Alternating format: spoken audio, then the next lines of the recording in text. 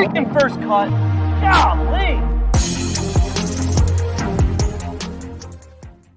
Welcome to the First Cut Podcast. I'm Rick Gaiman, and this is your Sunday recap in the world of golf. Joining me to break it all down, Mark Immelman, not only here, but there. Hello, Mark.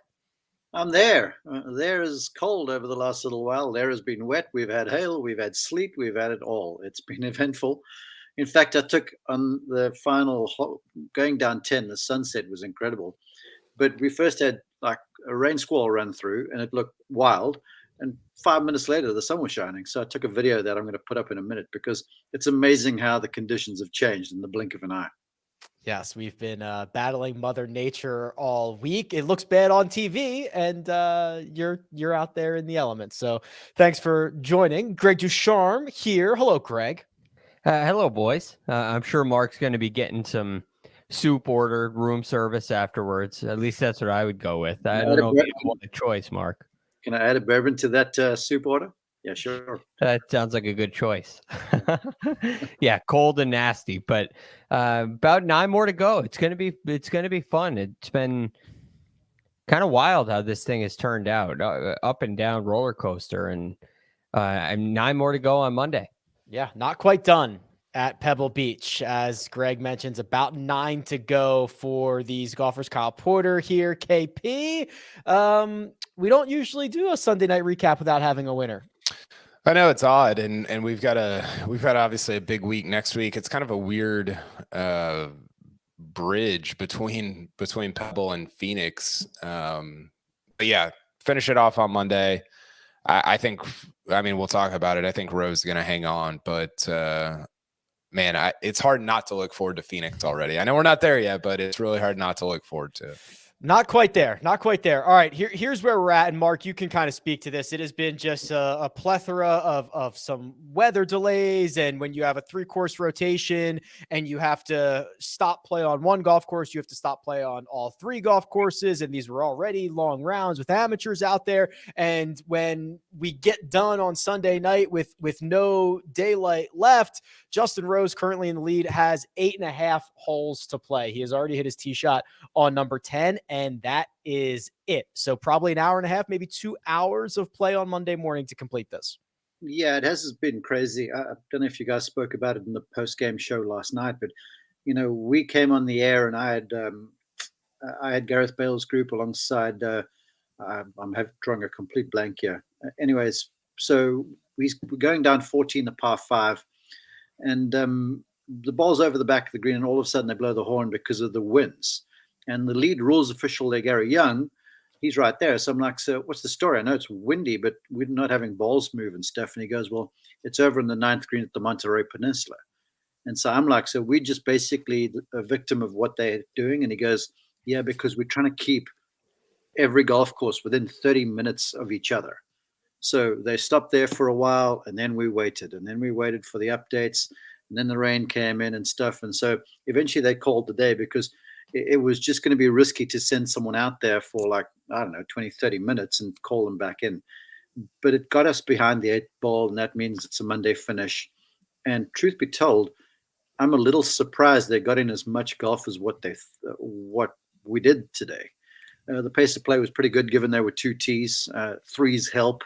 And the wind was challenging, but it wasn't the kind of wind that was like unplayable. And then the PGA Tour rules staff, you got to hand it to them, because for the last 2.5 days, they haven't mowed the greens.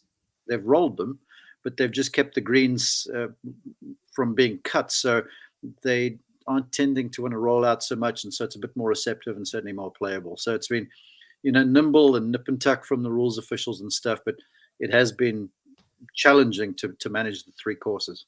Yeah, it certainly has. Well, they're all back at Pebble Beach now, which is good. And Justin Rose, Greg, atop the leaderboard, 2 shots clear of Denny McCarthy, Brendan Todd, Peter Malnati, 3 shots clear of Taylor Pendrith, who's done. He gets to go home. He gets to go do whatever he wants, get out of town. Bo Hostler, Keith Mitchell, Brandon Wu. This would be, if he can hang on, Rose's first victory since the 2019 Farmers. Yeah, and boy, a lot has happened since then. You think about 2018, at the end of that year, he was number 1 in the world. And in fact, I think he went into the Masters in 19, number 1 in the world, before missing the cut. But he was playing such great golf then, and he made a lot of changes, and he changed his equipment. And even when he won the Farmers, he didn't really know where the ball was going, and he kind of fell off. He completely fell off with his game, and even when he did contend, it was usually because of great short game and much improved putting. And this week, I think you're seeing some of the ball striking really come back. Today, especially, he hit the ball beautifully, not just in the morning round, but finishing up the morning round, but also this first 9 holes, he hit it really nicely. A couple putts, maybe a little tentative, but he hit the ball really well. And Rosie looks in control. He looks calm. He looks comfortable out there, which is really nice to see.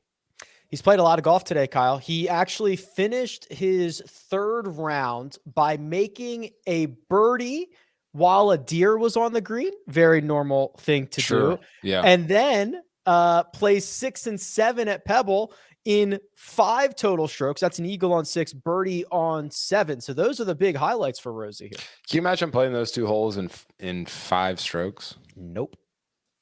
I mean, that's super impressive. I'm interested. Okay, I've got it pulled up right here. I was thinking about this earlier. I was on HQ and I couldn't get the numbers in time. So he's got he's through 9, is that right? He's teed off on 10. Teed off on 10. So the scoring average on the front is 34.6. Pretty low. Scoring average on the back is 36.3. So it's about 2 strokes harder on the back. I'm curious. The thing I was thinking about, Rick, is he played the front pretty well. I mean, I think he gained a stroke or half a stroke or whatever. He shot 33. 33, so a stroke and a half. Yeah.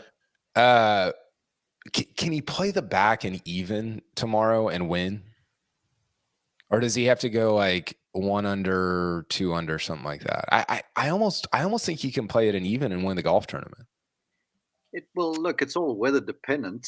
I would say if the weather's fine, then I think he has to creep under par a little bit, because with the golf course being as receptive as what it is, the golf course's only defense, if there's no rain or wind, is the fact that the ball won't be traveling as far in the cold air tomorrow morning. So folks aren't going to be hitting short irons to greens.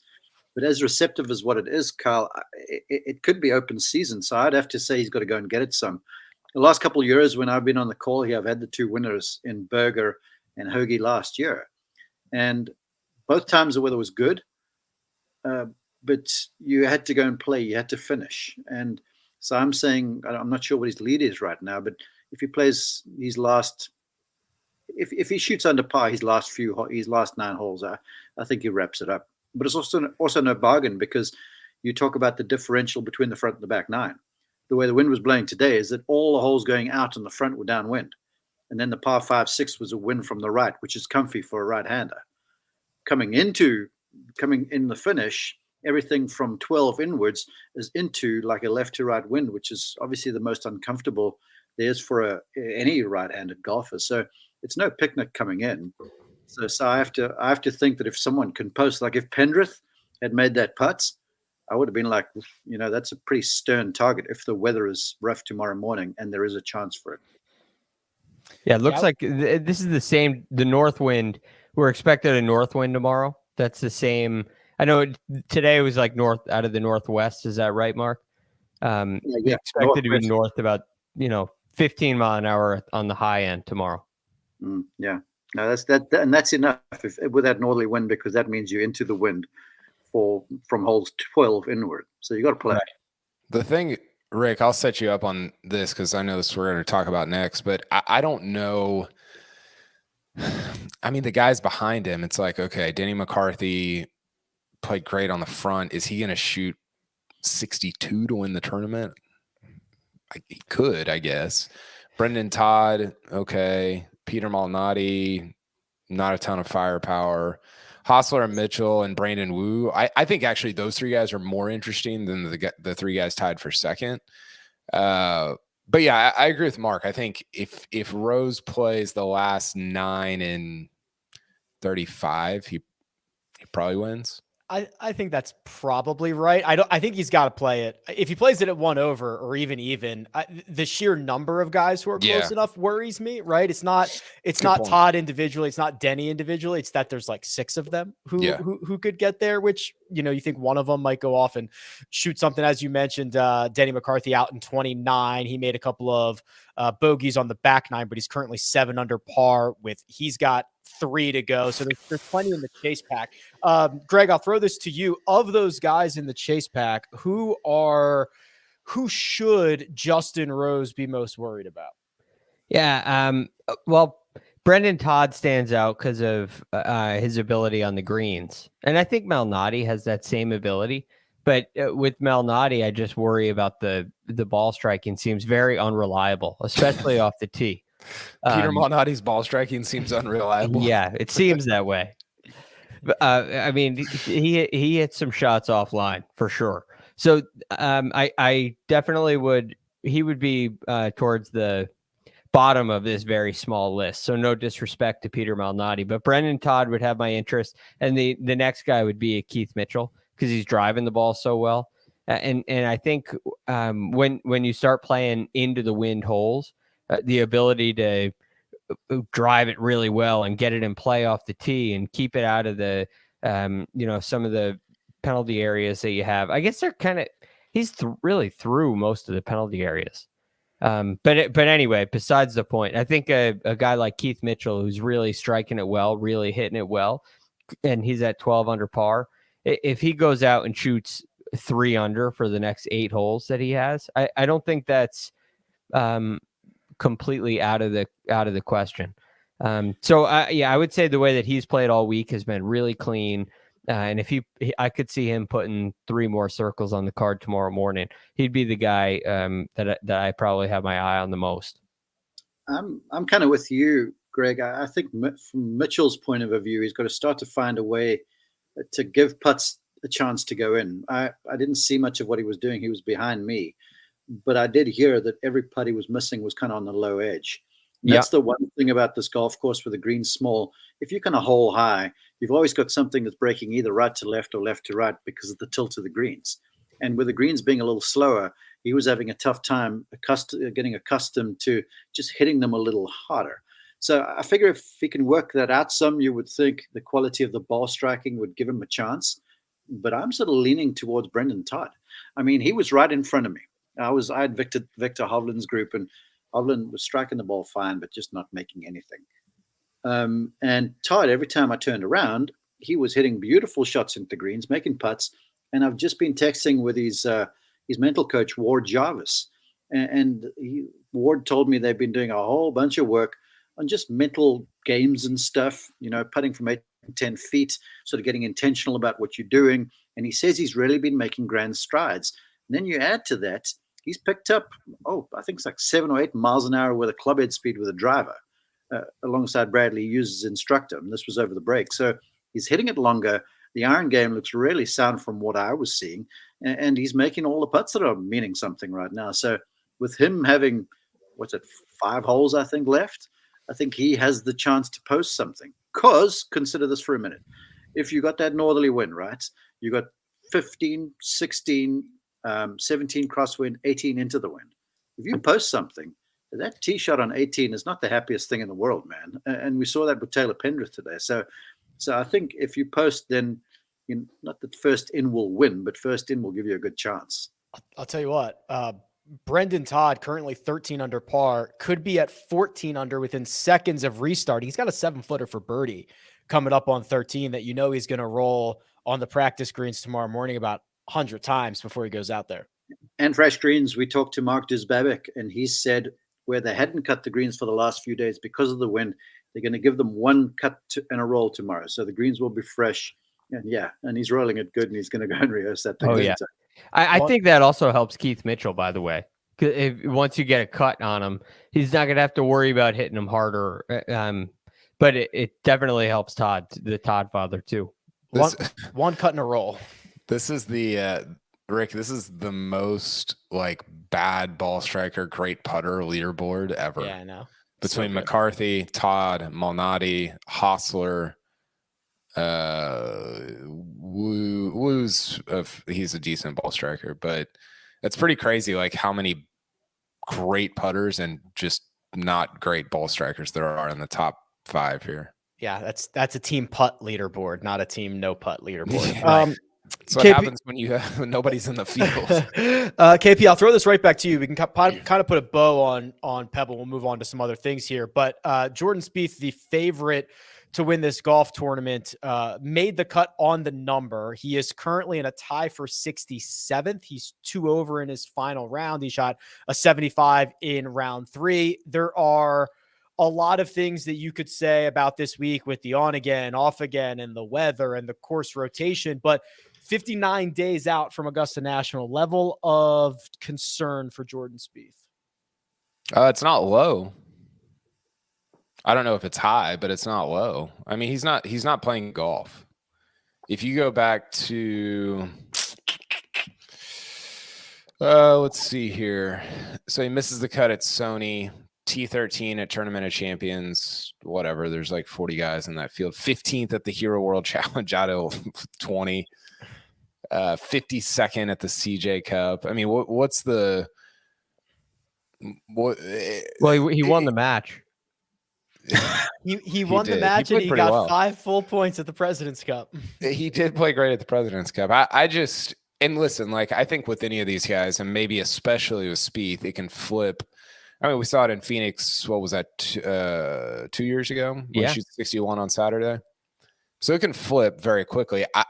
I just don't know like who I'm confident that he's gonna beat at like of the top 20 guys at Phoenix. Like is Jordan Spieth gonna beat Rory or Rahm in a 4-round tournament right now? No. So if that's true, then yeah, he's just, so I said this on HQ, Rick. He's not hitting the ball well. He hasn't, I mean, his putting is fine, I guess, but in the past, when he's been hitting it badly, he has this unbelievable ability to put together a score, right? We've seen it at the Open Championship. We've actually seen it at Pebble quite a bit. Even when his game was in just disarray, he would put a score together, and he's not doing that right now either. So I'm not like Panic City, but I don't, you know how high I am on Spieth going into the Masters usually, and I don't feel that right now, given how many other players are playing very well. Kyle, you made a good point there, but I want to quickly take a step back to President's Cup, because I called him for 4 of the 5 rounds there, and he hit the thing all over Charlotte, and made putts everywhere. And then remember, of all the matches, he's got a partner in JT for 4 of them. And JT was doing the lion's share of the work in the alternate shot because of the setup of the golf course. Like if you teed off first, you hit most of the tee shots and you didn't hit approach shots. So it was working out well. He just found a way on the green, Spieth. And the guy I'm sort of seeing this week, I made a point of going to watch him. He just doesn't look convinced in what he's doing. Like earlier in the season, I saw he had ditched the backswing, that like sort of special move. He was trying to get the club a little bit more on line at the top. But I'm seeing the guy who had given that up and seemed like he was confident. And this week he's back to that thing. So it tells me he's a little unsure where the golf swing is. And then he's got a bit of a 2-sided miss going on. And so it's all just lack of confidence. I think he knows where he's going.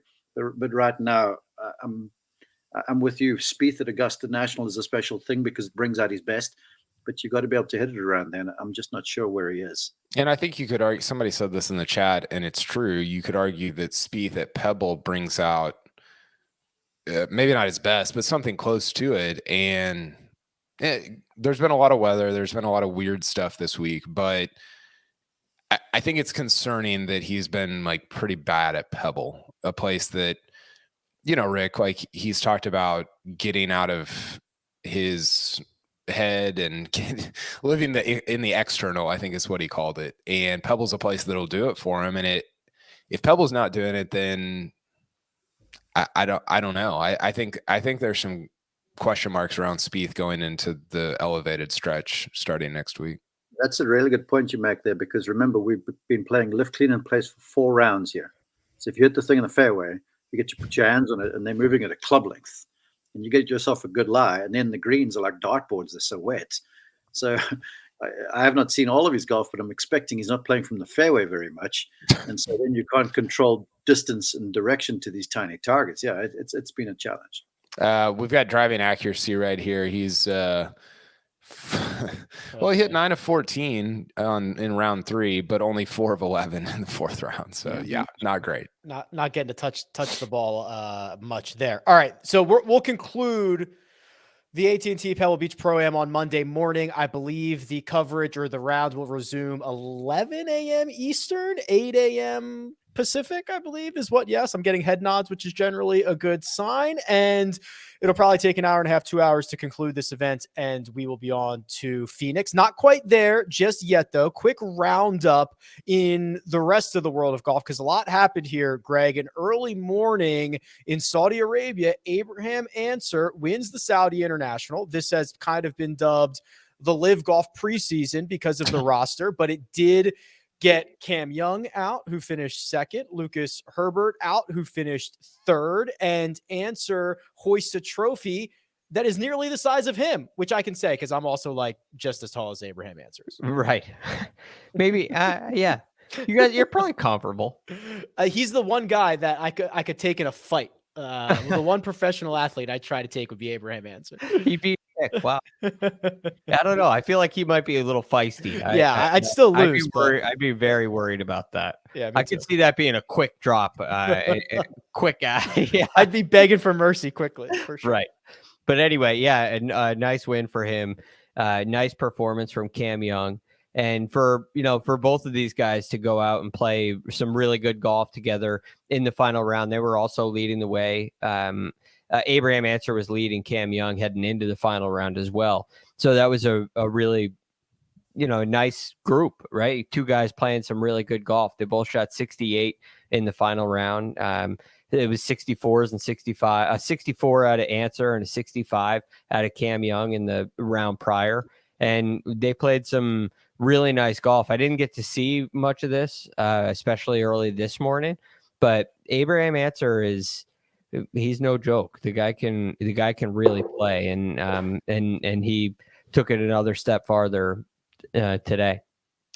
Couple other notables here, KP. Paul Casey 5th, Mito T6, Joaquin Niemann, Matt Wolf T10, and on the wrong side of the cut line, Cam Smith, Phil Mickelson, Bryson DeChambeau.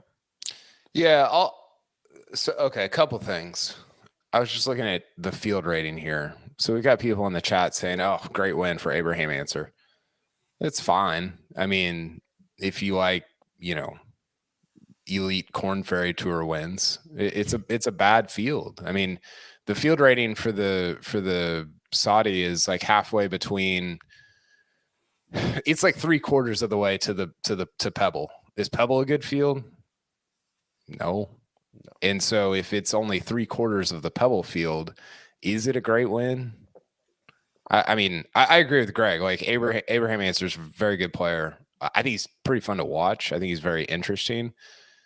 But I think sometimes when you have fields that include big names, like a handful of big names, they get sort of over exaggerated in terms of how good they actually are. It's not a great field. And the Cam Smith thing, first of all, what are you doing, Cam Young? Why is Cam Young going to Saudi Arabia right before the Phoenix Open?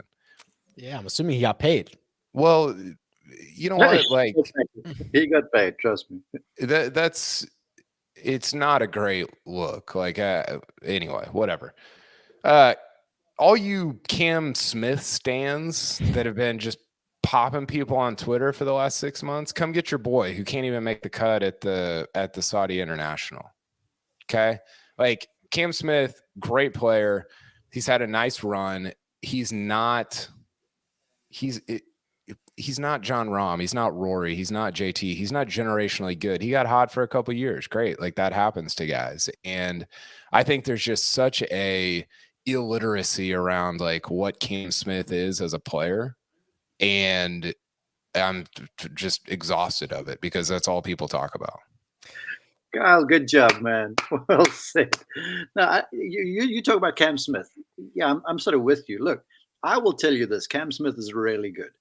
I would like to camp out and talk about Bryson DeChambeau and Phil Mickelson for a little bit, because Bryson was like the second coming of the Messiah just a short year ago, and then Lord knows it's like a soap opera week in and week out, and his equipment manufacturers ditched him. It's going nowhere.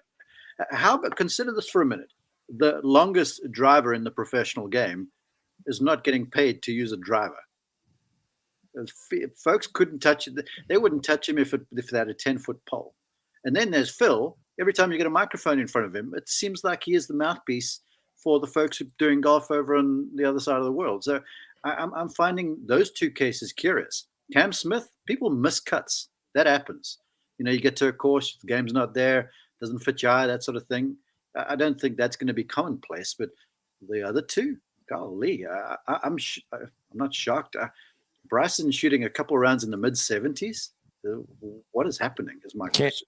Cam Smith's not going to miss a lot of cuts because his league doesn't have one. So that's a good point. Forgive me, I missed on that one. Yeah. But I mean, you're right about Bryson. Bryson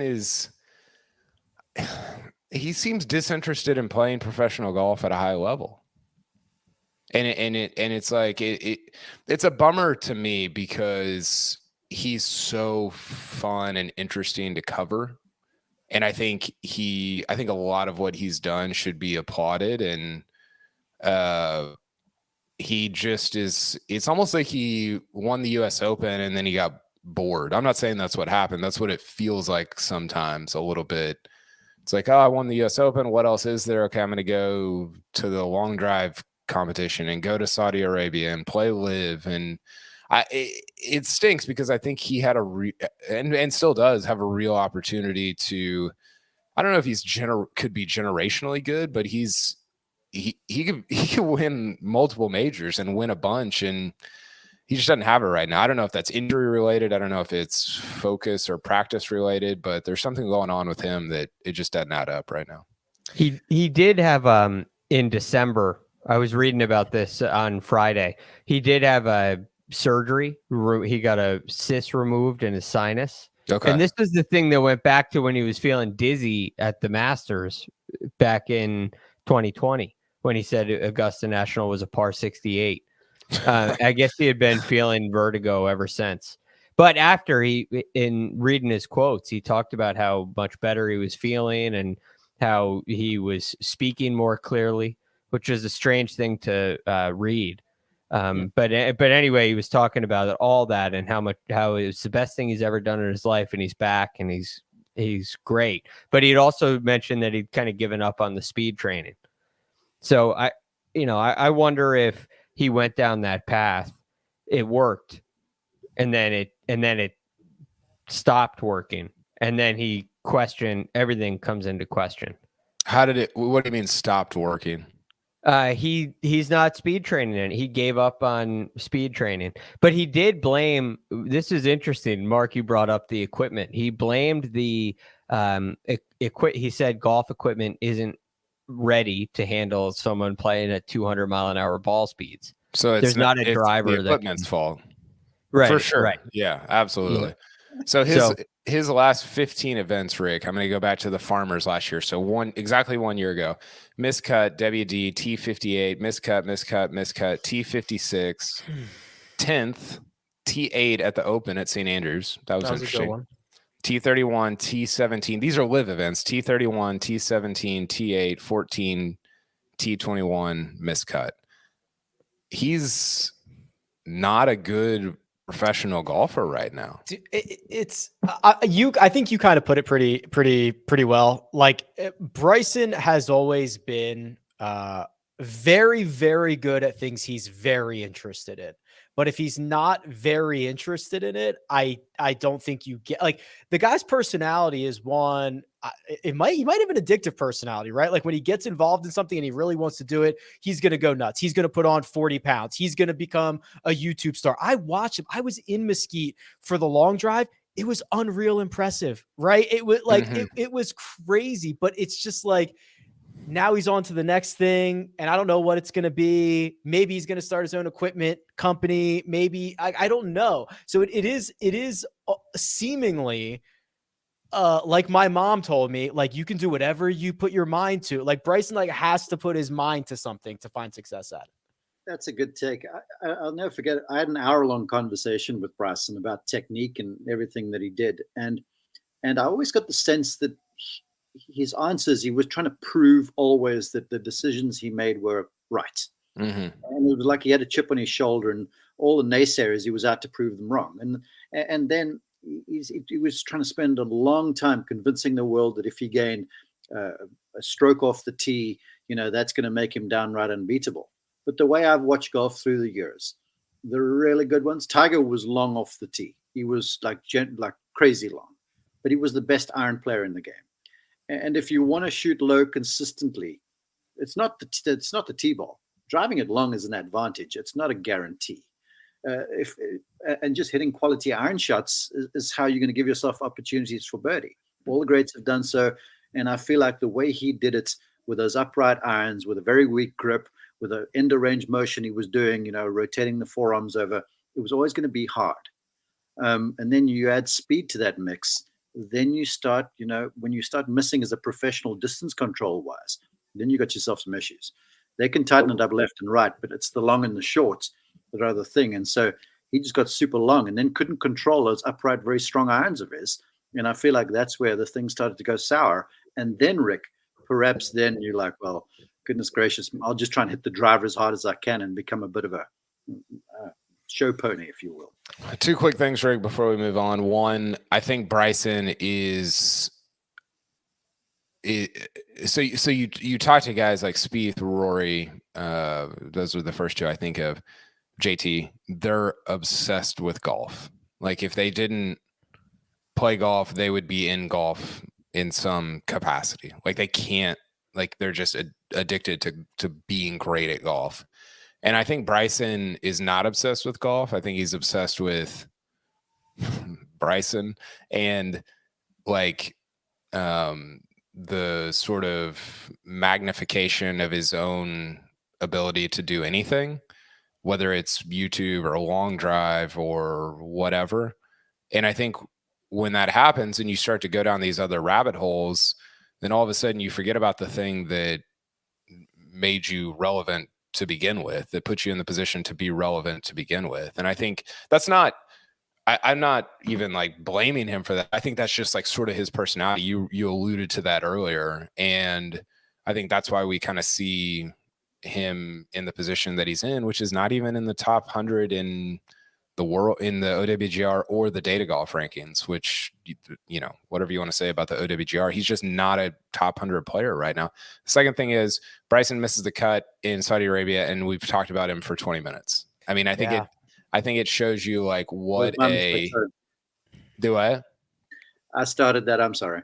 No, I think it shows you like what and I tweeted this, I think last week, like I miss Patrick Reed, Bryson, Brooks, like some of these guys being on the PGA Tour, because it creates this friction and tension that you don't get when they're not on the PGA Tour. And I legitimately miss that. And we can still talk about him, obviously, even if he's not playing on the tour, but it does make it easier when he's kind of integrated into the Phoenix Open or Riviera and different events like that. Bryson was using a Stealth 2, I believe, this week in Saudi Arabia, TaylorMade. Korn Ferry, Greg. Pearson Coody at it again. How about this guy? Wins a 3-way playoff at the Panama Championship for already his second Korn Ferry Tour victory in just 14 starts. Yeah, this is kind of a wild story. And the Panama Championship was playing really difficult. Yeah, the winning score was 3 under. That got you into a playoff. And it was I believe on Friday, the lead was 5 under and counting. So it went down on the way through, which was quite interesting. But yeah, for Pearson Coody, this is second win. And he's had a couple of missed cuts out there. He's had kind of a roller coaster of a ride, but this is how you get it done on the PGA Tour. I mean, on the Korn Ferry Tour, this is how you get to the PGA Tour. I was looking through some of the highest finishers last year on the money list on the Korn Ferry Tour and how many cuts they missed. And I think it was 3 out of the top 5 finishers on the Korn Ferry Tour money list missed 9 or more cuts. Yeah. So you have to perform well when you're playing well. You got to go win. Winning tournaments is the key, where sometimes on the PGA Tour, you can have a great finish on the season without winning. You can make it to East Lake without winning. You can, you can contend at East Lake without winning if you play consistently enough near the top. But on the Korn Ferry Tour, winning is everything. And if you can hold trophies, you're well on your way to the PGA Tour. So yeah, 2 wins under his belt so far is quite a start for an incredibly talented player. Yeah, one of the ways that a lot of guys get their tour card market is you see a lot of Korn Ferry Tour seasons that are like win, miscut, third, miscut, fourth, miscut, second, right? Just like get all your points in the 6 times a year you play really well. Well, it's how they're being bred coming out. I mean, I saw it front and center today when there was a guy in the group alongside Victor Hovland, young man named Brent Grant. Hits it hard, man. I watched him some in Torrey Pines last week too.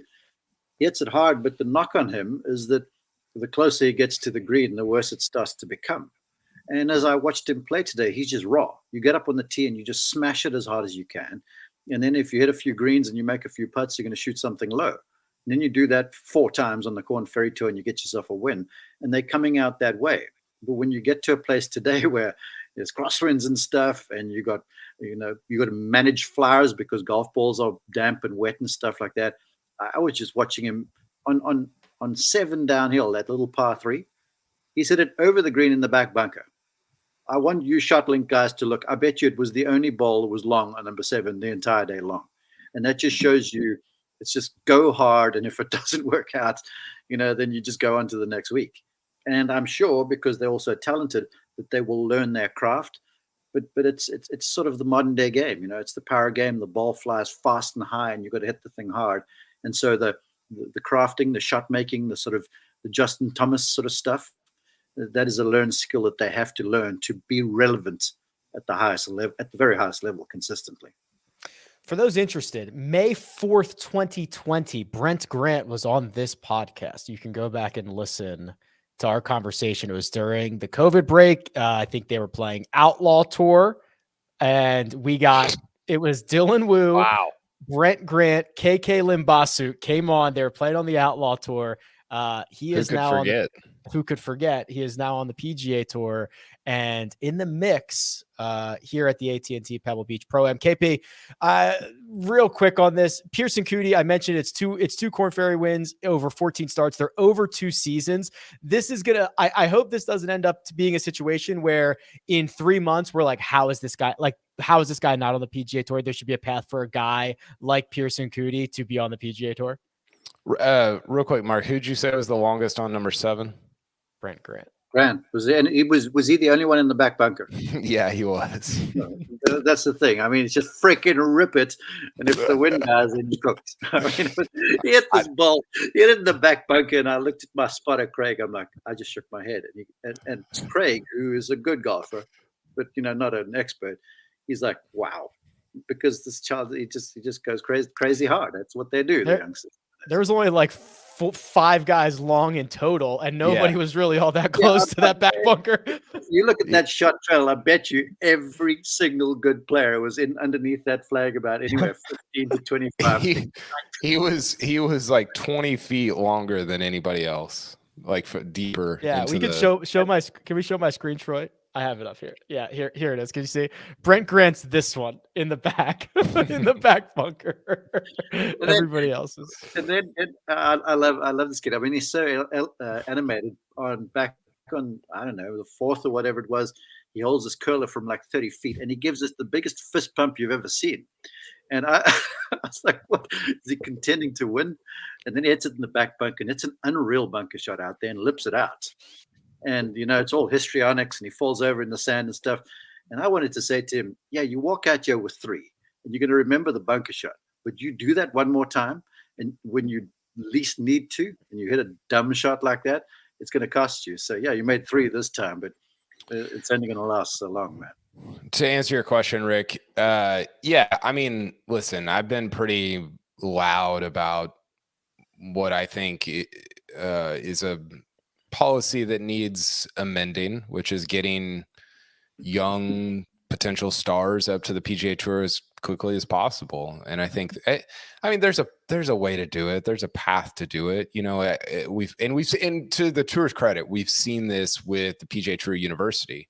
It's like, hey, if you do these things, it's a pretty high bar, but if you do these things, you get a tour card. Like you're in, right? And I think you could apply the same template to the Korn Ferry Tour, so you don't have Ja Morant in the G League for, you know, a season and a half. And, you know, the flip side of that is like, would Justin Thomas be Justin Thomas if he didn't have to grind on the Korn Ferry Tour for a year? Probably, but maybe not. You know, I think there is some sort of overcoming adversity that's developed on the Korn Ferry Tour that I go back and forth on what I want, but I think if you're the tour and your product is like young, good stars, which is every major sports league's product in terms of what they're presenting to fans, then yeah, like you need a gateway to get those guys to the biggest events as quickly as possible. Kyle, I hear you. I'm going to say something controversial. If you look at the Korn Ferry young men that are coming through, and they're all good, and they could probably keep a PGA Tour card, although now with the new rules with 70 going through to the playoffs, I don't know what that drill entails. But if there were really these world changers, they'd be winning week in and week out. And if you look at the role of winners on the PGA Tour, they're not Korn Ferry grads. They will contend, but they are still busy learning their craft. So I think just creating a path for these kids to get to the main stage, yeah, there's merit to that, but there's a lot that you learn when you play at that sort of league, and then you come out and then you learn another element to playing golf at the high level consistently well, like a Justin Thomas did, for argument's sake. He has honed his craft throughout and become a world beater. You know, when he was on the Korn Ferry Tour, he was good. Everyone knew it, but he couldn't win. You know, the learning how to win happened down there and then onto the PGA Tour. One last thing. Did anybody see the finish in United Arab Emirates this morning on the DP World Tour? Saw that, Greg? I saw the guy playing drums afterward. So, Greg, correct me if I'm wrong here, but I believe this is the way it went down. Example 3022 of winning is hard. Daniel Givens stands on the 72nd tee with a 2-shot lead. Proceeds to hit his drive into the water.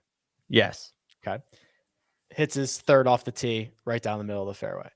So now as he's in the fairway, hitting his fourth, the guy in front of him, who's like his biggest competition, makes bogey. So now Daniel is in the middle of the fairway with a 3-shot lead. Greg, is this accurate?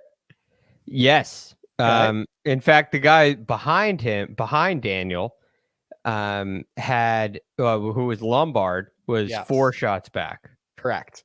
So in this situation, what is the only thing you cannot do from the middle of the fairway? Hit it in the water. Guess what Daniel did? Hit it in the water. Hit it in the water. 4 in the water, 5 out. He hits a very mediocre pitch onto the green, 30, 35 feet. And Greg? Poor. I would say poor. Poor? What does he do from there? Well, he won, so he hooped it. It was right in the middle. It's the dumbest sport in the world. Yeah. I don't know how pros are not all in straight jackets. Yeah. I don't know how you like just. I mean, you don't know that they aren't. Yeah, that's true. Yeah. That's a good point. Daniel Gavin hoops it for double and wins. Yeah. After putting 2 in the water on the 72nd hole, an absolute criminal. How his caddy let him pull 3 wood on the fairway is criminal. I would have snapped that club over my knee and said, "You are hitting 7-iron down the left here, hitting wedge on the green, 2 putts, and going home with a trophy." Yeah, it's I don't always fault the club selection in these cases. When you have a 2-shot lead, play the hole. But you have to know you can't hit it in the water, right? You have to change your center. the center of the hole. This is what Lonto Griffin did when he won. He said this in an interview. It was great. When he won the Houston Open, the right bunker was the center of my fairway.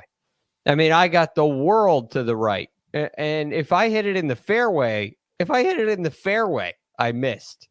Right. And that's what he could have done off the tee and in the second shot. I don't fault the club. Hit 3-wood up there, but it's going so far left. You're hitting a foul ball left.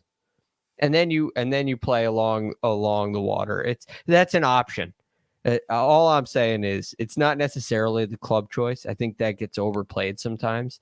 But the line that he took and the swing that he made, not great.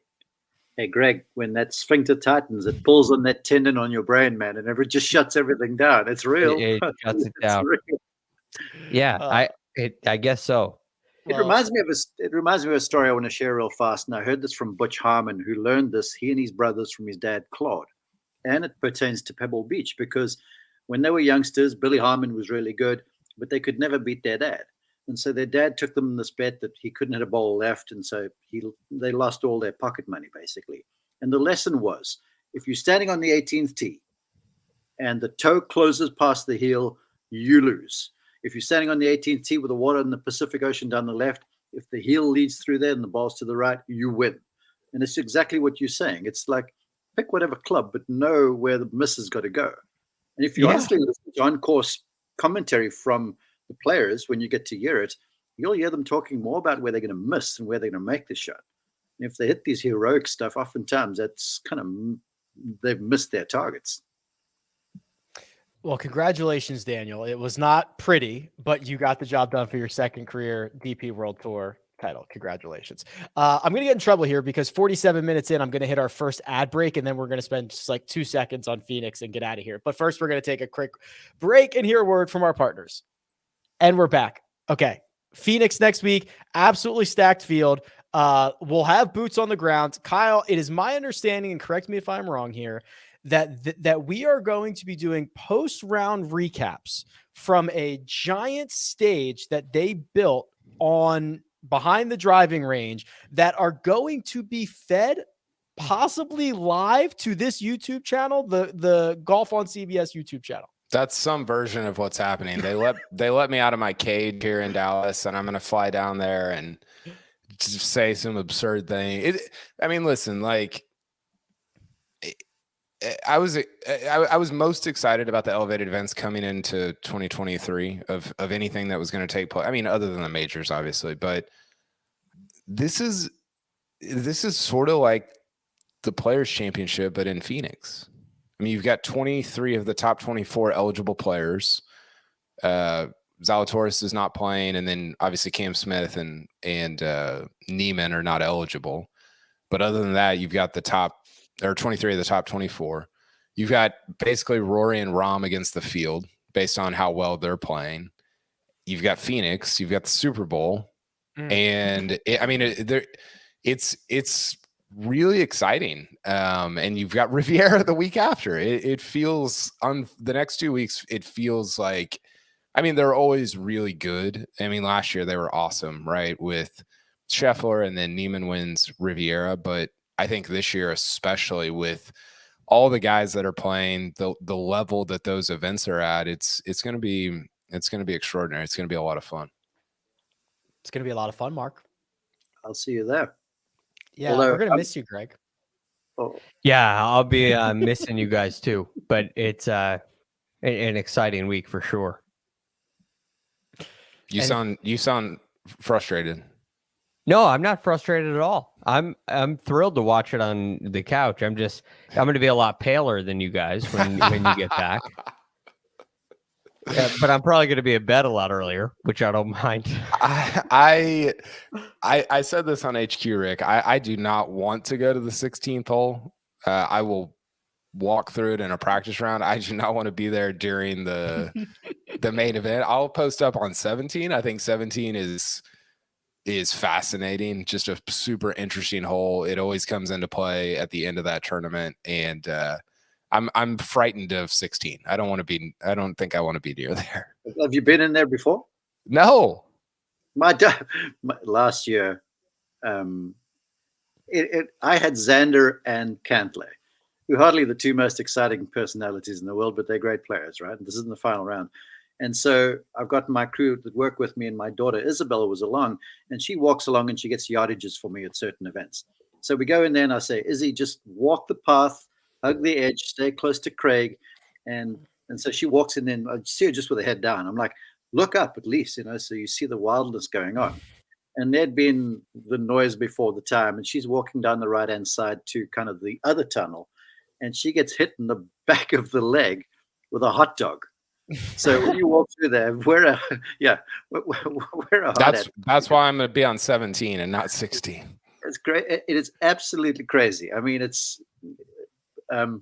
The line to get into the 16th hole is as long as anything you could imagine. It's just bananas. Rick, Rory, and Rahm or the field. But I love the idea that it's those two versus the field. I think it's very fair. I wonder if we can get Caesars to give us a number on that for next week. That'd be a fun. Yeah. Just go around the room. That's fun. What you're picking based on the number. Okay. So here's how this is going to work. We will, I guess, talk about the winner of the Pebble Beach Pro-Am on Monday during the DFS show. We'll probably have another early Tuesday mega preview, and then we will be pumping content from Phoenix, apparently live onto this YouTube channel, is what they have told us. So make sure you're subscribed and all that fun stuff, because it's about to get bonkers. Anything else? Pumped. So pumped. Okay. Producer Troy, thank you very much. Does all the hard work behind the scenes. Mark Immelman at Mark_Immelman. Greg Ducharme at The Real GFD. Kyle Porter at Kyle Porter CBS. And you can find me at Rick Run Good. This has been The First Cut. We'll catch you next time.